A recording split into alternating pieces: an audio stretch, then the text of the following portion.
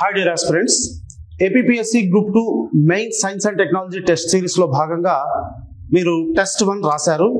ఈ టెస్ట్ 1 సంబంధించినటువంటి key explanation ఒకసారి మనం చూద్దాము. సో ఇందులో ఫస్ట్ క్వశ్చన్ తీసుకున్నాం అనుకోండి, the departments included in the ministry of science and technology are అన్నాడు. సైన్స్ అండ్ టెక్నాలజీ మంత్రిత్వ శాఖలో ఈ క్రింది వాటిలో చేర్చబడినటువంటి విభాగాలు ఏవి అన్నాడు. సో ఇక్కడ మనకు ఆప్షన్లో department of science and technology, దీన్ని మనం డిఎస్టి అని అంటున్నాం.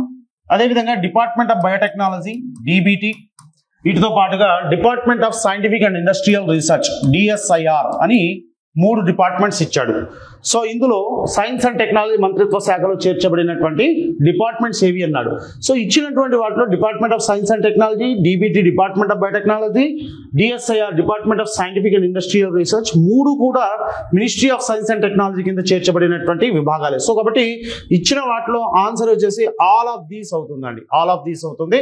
సో ఇక్కడ మీరు కొన్ని పాయింట్స్ గుర్తుపెట్టుకోవాలి. చూడండి, మనకు ministry of science and technology అంటున్నాం. Ministry of science and technology, science and technology మంత్రిత్వ శాఖ కింద మనకు 3 డిపార్ట్మెంట్స్ ఉన్నాయి. అవి డిఎస్టి, అదేవిధంగా డిబిటి డిపార్ట్మెంట్ ఆఫ్ బయోటెక్నాలజీ, అదేవిధంగా DSIR department of scientific and industrial research ఉన్నాయి. ఈ డిబిటి అనేది 1971లో ఎస్టాబ్లిష్ చేయబడింది. డిఎస్టి అనేది 1971లో ఎస్టాబ్లిష్ చేయబడింది. డిబిటి అనేది 1986లో ఎస్టాబ్లిష్ చేయబడింది. డిఎస్ఐఆర్ అనేది 1985లో ఒక రాష్ట్రపతి ఉత్తర్వుల మేరకు ఏర్పాటు చేయడం జరిగింది. సో వీటితో పాటుగా ఇంకొన్ని పాయింట్స్ మీరు గుర్తుపెట్టుకోవాలండి. ఇక్కడ మనకు ప్రధానమంత్రి ఆధ్వర్యంలో పనిచేసేటువంటి కొన్ని డిపార్ట్మెంట్స్ ఉన్నాయి. సో ఇందులో ముఖ్యంగా మనకు డిఏఈ అనేది ఉంది. డిఏఈ అంటే department of atomic energy, department of atomic energy. So ఈ డిఏఈ అనేటువంటి డిపార్ట్మెంట్ అంటే మనకు స్వతంత్రం వచ్చిన తర్వాత మొదటిసారిగా ఏర్పాటు చేయబడినటువంటి విభాగం ఏది అంటే డిఏఈ అనమాట. So DAE was the first department established after independence.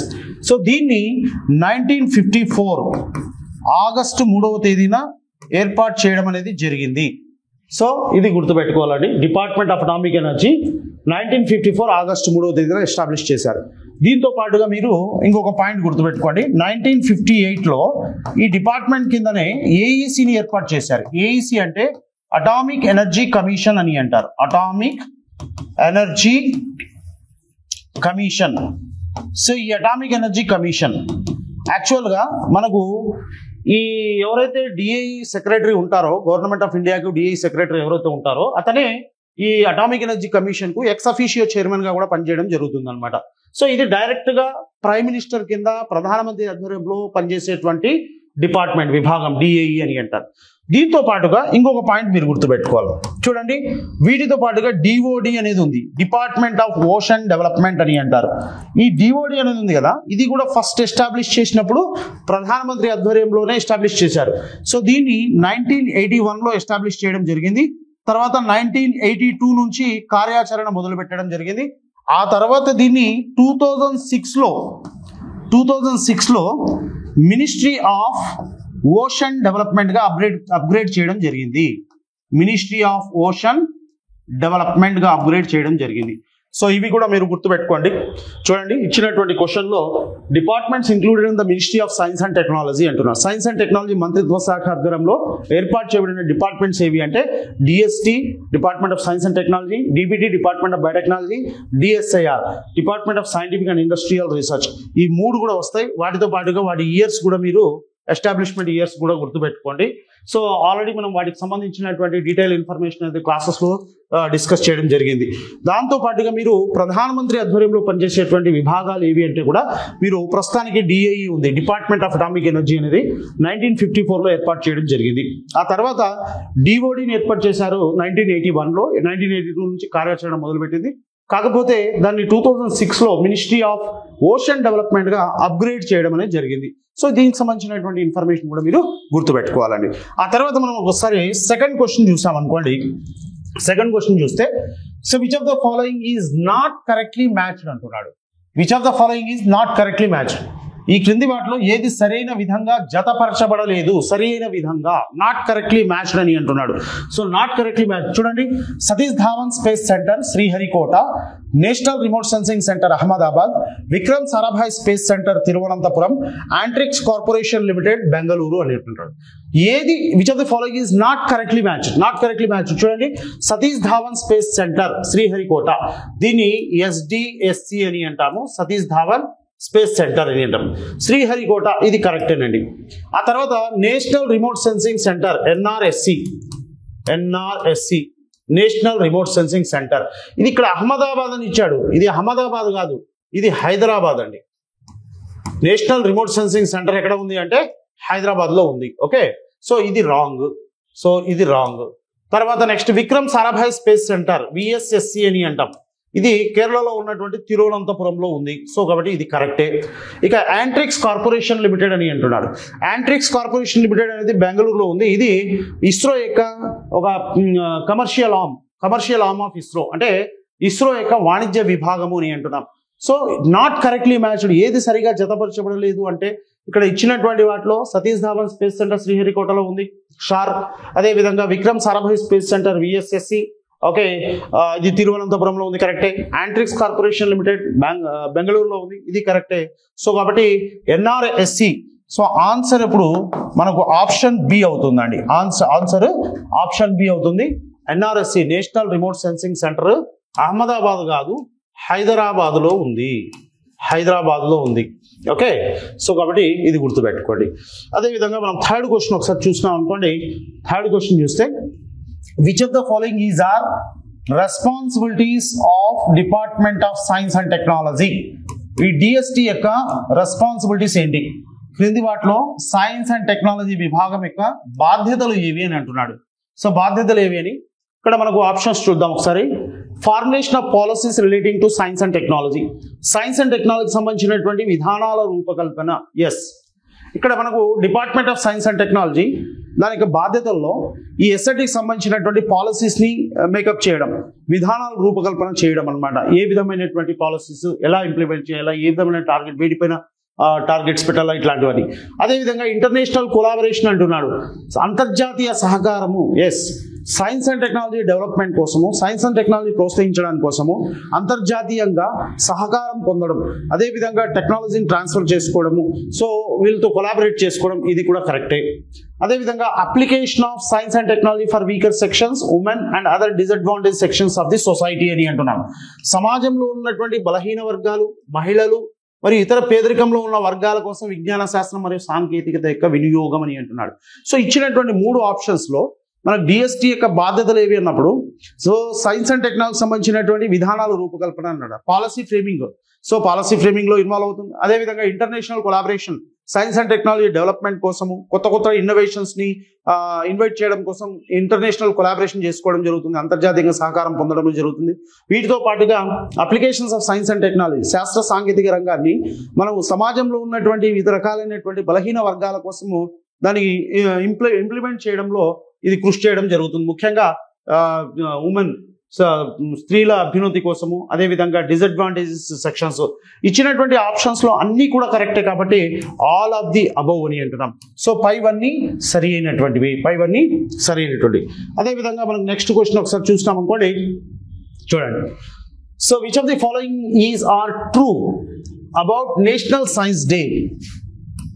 National science డేకి సంబంధించి, జాతీయ సైన్స్ దినోత్సవం గురించి ఈ క్రింది వాటిలో ఏది సరి అయినది అని అంటున్నాడు. So national science day is observed on February 28 every year. ఫిబ్రవరి 28వ తేదీన జాతీయ సైన్స్ దినోత్సవాన్ని మనం జరుపుకుంటాం. Yes, this is correct. So February 28. So ఇంతకు ముందు కూడా మనకు గ్రూప్ 1 ప్రిలిమ్స్ ఎగ్జామ్లో సో ఈ సైన్స్ డే పైన క్వశ్చన్ అడగడం జరిగింది. Okay, this program is initiated to disseminate scientific education about the current issues of science and technology amongst the citizens of the country అని అంటున్నాడు. దేశంలోని పౌరులలో సైన్స్ మరియు టెక్నాలజీకి సంబంధించిన ప్రస్తుత సమస్యల గురించిన శాస్త్రీయ విద్యను వ్యాప్తి చేయడానికి ఈ కార్యక్రమం ప్రారంభించబడింది. Yes, so the main objective, the main aim of this day of science and technology national science day is, ఎందుకు అంటే ఈ సైన్స్కి సంబంధించినటువంటి జ్ఞానాన్ని, అవగాహనను దేశంలో ఉన్నటువంటి పౌరులందరిలో కూడా కల్పించడము, ప్రస్తుతం దేశంలో ఎదుర్కొంటున్నటువంటి అనేక సమస్యలను పరిష్కరించడానికి కోసము సైన్స్ అండ్ టెక్నాలజీ అనేది ఏ విధంగా మనకు ఉపయోగపడుతుంది అనేటువంటి అంశాలను ప్రజల వద్దకు తీసుకెళ్లడము, వాళ్ళలో అవగాహన కల్పించడము, వాళ్ళకి ఇంట్రెస్ట్ ని కలగజేయడము. సో ఇది బేసికల్ గా మనకు సైన్స్ డే యొక్క ముఖ్యమైనటువంటి ఉద్దేశం. సో ఇంకా ఆప్షన్ 3 వచ్చేసి ఓన్లీ బి కరెక్ట్ మాత్రం అన్నాడు. Both A and B are correct, రెండు కరెక్టే కాబట్టి ఆన్సర్ వచ్చేసి మనకు డి అవుతుంది అనమాట. ఆన్సర్ డి అవుతుంది. ఓకే, రైట్ అండి. సో నేషనల్ సైన్స్ డే ఫిబ్రవరి 28న జరుపుకుంటారు. సైన్స్ డేకి సంబంధించినటువంటి అవగాహన కార్యక్రమాలు కల్పించడానికి కోసము ఆ డే అనేది యూజ్ అవుతుంది అనమాట. Okay, right. నెక్స్ట్ క్వశ్చన్ చూస్తాం అనుకోండి. సో మ్యాచ్ ద ఫాలోయింగ్ అని అంటున్నాడు.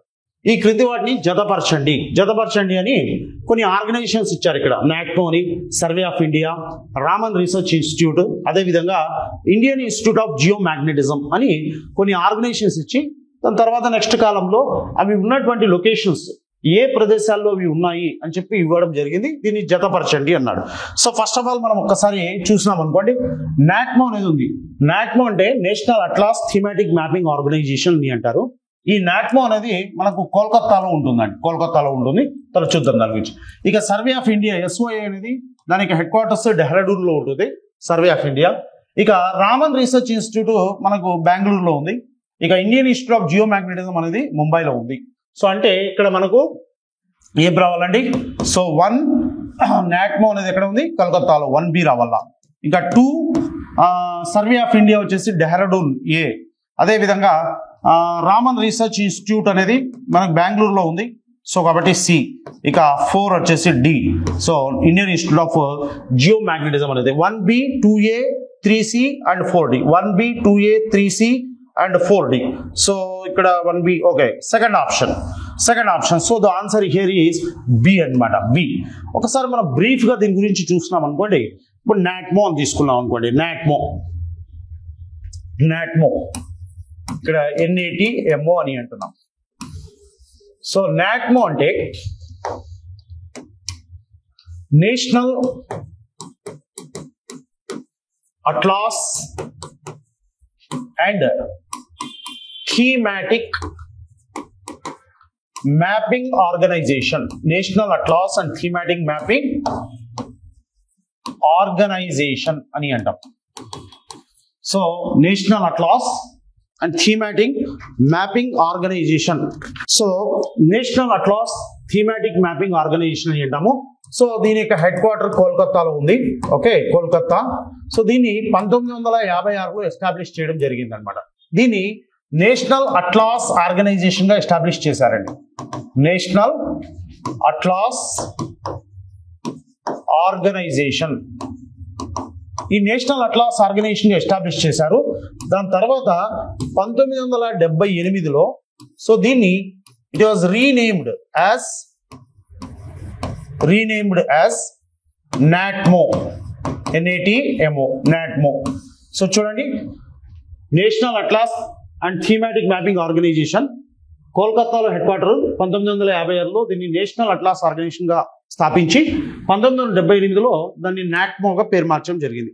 సో దీని యొక్క ముఖ్యమైనటువంటి విధులు ఏంటి అంటే ఈ భారతదేశం సంబంధించినటువంటి అట్లాస్ ని ప్రిపేర్ చేయడము, దీనికి సంబంధించినటువంటి ఈ అట్లాస్ ని ప్రాంతీయ అంటే లోకల్ లాంగ్వేజెస్ ఏవైతే ఉంటాయో, రీజనల్ లాంగ్వేజెస్ ఏవి ఉంటాయో ఆ రీజనల్ లాంగ్వేజ్ లోకి వాటిని కన్వర్ట్ చేయడం అనమాట. సో ఇది బేసికల్ గా నాక్మోకి సంబంధించి. అదే విధంగా మీరు సర్వే ఆఫ్ ఇండియా తీసుకున్నాం అనుకోండి, SOI అని అంటాం. SOI తీసుకుంటే సర్వే ఆఫ్ ఇండియా, దీని యొక్క హెడ్ క్వార్టర్స్ డెహ్రాడూన్ లో ఉంటుంది. సో ఇది మన గవర్నమెంట్ ఆఫ్ ఇండియా కింద పనిచేసేటువంటి ద ఓల్డెస్ట్ సైంటిఫిక్ ఆర్గనైజేషన్ అనమాట. సో 1767లో దీన్ని స్థాపించడం జరిగింది. సో అంటే సర్వే మ్యాటర్, భారతదేశానికి సంబంధించినటువంటి సర్వే మ్యాటర్స్ కి ఒక అడ్వైజర్ గా, సలహాదారుగా పనిచేయడం అనేది జరుగుతుంది. So this is the oldest scientific organisation to the government of India. It acts as adviser to the government of India related to the survey matters అనమాట. సర్వే మ్యాటర్స్ సంబంధించినటువంటి so వాటికి సంబంధించిన సలహాలు, సూచనలు అందించడం జరుగుతుంది. ఇక దీంతో పాటుగా నెక్స్ట్ రామన్ రీసెర్చ్ ఇన్స్టిట్యూట్ అని అంటున్నాం. సో రామన్ రీసెర్చ్ ఇన్స్టిట్యూట్ ఒకసారి చూసుకుంటే మనకు RRI అని అంటాం. RRI ఈ రామన్ రీసెర్చ్ ఇన్స్టిట్యూట్ అనేది బెంగళూరులో ఉంది. సో 1948లో మనకు నోబెల్ లారెట్ అయినటువంటి సర్ సివి రామన్ ఈ సర్ సివి రామన్ 1948లో ఫేమస్ ఇండియన్ ఫిజిస్ట్ అన్నమాట, భౌతిక శాస్త్రవేత్త. ఇతను దీన్ని ఎస్టాబ్లిష్ చేయడం జరిగింది. సో బేసికల్గా రామన్ రీసెర్చ్ ఇన్స్టిట్యూట్ అనేది బెంగళూరులో ఉంది. ఇది బేసిక్ సైన్సెస్ పైన రీసెర్చ్ని కండక్ట్ చేయడం అనేది జరుగుతుంది. దాంతో పాటుగా మనకు Indian institute of geomagnetism అని అంటాం. Indian institute of geomagnetism. ఈ Indian institute of geomagnetism అనేది ముంబైలో ఉంది. సో 1826వ సంవత్సరం తర్వాత దీన్ని 1826లో దీన్ని కోల్బా మ్యాగ్నెటిక్ అబ్జర్వేటరీ అనే ఆర్గనైజేషన్ తర్వాత దీన్ని ఎస్టాబ్లిష్ చేయడం అనేది జరిగింది. ఓకే, సో ఇది ఈ విధంగా మనకు డిఫరెంట్ ఆర్గనైజేషన్స్ ఇచ్చారు. సో ఆర్గనైజేషన్స్ వాటికి సంబంధించినటువంటి మ్యాచింగ్ అనమాట. ఓకే, నాక్బో అనేది కోల్కతాలో ఉంది, survey of India Dehradun, Raman research institute Bengaluru, Indian institute of geomagnetism Mumbai. So ఇవి మ్యాచ్ ద ఫాలోయింగ్ అండి. ఆ తర్వాత నెక్స్ట్ క్వశ్చన్ చూస్తే మనకు డిఎస్ఐఆర్ ఫుల్ ఫామ్ ఏంటి అని అన్నాడు. సో డిఎస్ఐఆర్ ఫుల్ ఫామ్ అంటున్నాడు. డిఎస్ఐఆర్ అంటే ఏంటి? Department of scientific and industrial research, department of science and institutional research, department of science and infrastructure reconstruction, none of the above అన్నాడు. So ఇక్కడ direct మనం తీసుకుంటే DSIR department of scientific and industrial research అనేది ఇక్కడ first option అనేది correct అండి. First option అనేది correct అనమాట. సో బేసికల్ గా మనకు డిఎస్ఆర్ సంబంధించినటువంటి బ్రీఫ్ ఇన్ఫర్మేషన్ మీరు ఒకసారి తెలుసుకున్నారనుకోండి.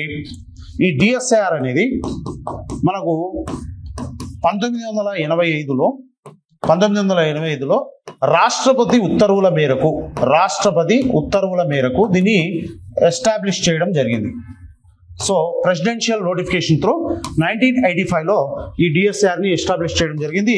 ఇది ప్రస్తుతం ministry of science and technology కింద పనిచేయడం అనేది జరుగుతుంది. బేసికల్ గా ఈ డిఎస్ఆర్ యొక్క ముఖ్యమైనటువంటి విధులు ఏంటి? మనం ఇండిజినేషన్ టెక్నాలజీని ప్రమోట్ చేయడము, డెవలప్ చేయడము, దాన్ని యూటిలైజ్ చేయడము, అదేవిధంగా ట్రాన్స్ఫర్ చేయడం. అంటే indigenous technology promotion, development, utilisation and transfer. So బేసికల్ గా ఈ డిఎస్ఆర్ ని 1985లో రాష్ట్రపతి ఉత్తర్వుల మేరకు ఏర్పాటు చేయడం జరిగింది.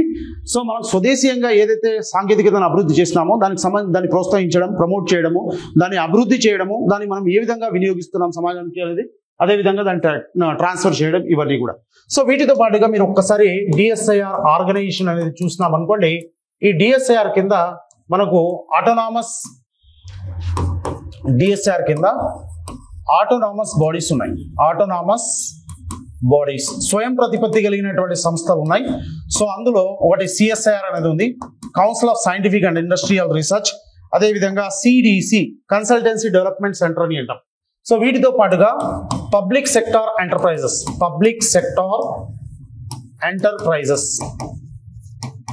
ఈ పబ్లిక్ సెక్టార్ ఎంటర్ప్రైజెస్ లో మనకు సిఈఎల్ అని ఉంటుంది. సో సెంట్రల్ ఎలక్ట్రానిక్స్ లిమిటెడ్, అదేవిధంగా ఎన్ఆర్డిసి. సో ఎన్ఆర్డిసి అని అంటాం, national research development corporation. Just ఒకసారి డిఎస్ఐఆర్ యొక్క ఆర్గనైజేషన్ తీసుకుంటే ఇందులో మనకు ఆటోనామస్ బాడీస్ లో సిఎస్ఐఆర్ అండ్ సిడిసి అనేవి ఉంటాయి, council of scientific industrial research and consultation development centre, అదేవిధంగా public sector enterprises, central electronics limited, అదేవిధంగా ఎన్ఆర్డిసి అనేవి ఉంటాయి. సో ఈ విధంగా మనకు డిఫరెంట్ క్వశ్చన్స్ ఉన్నాయి. ఓకే, నెక్స్ట్ క్వశ్చన్ ఒకసారి మనం చూసినాం అనుకోండి.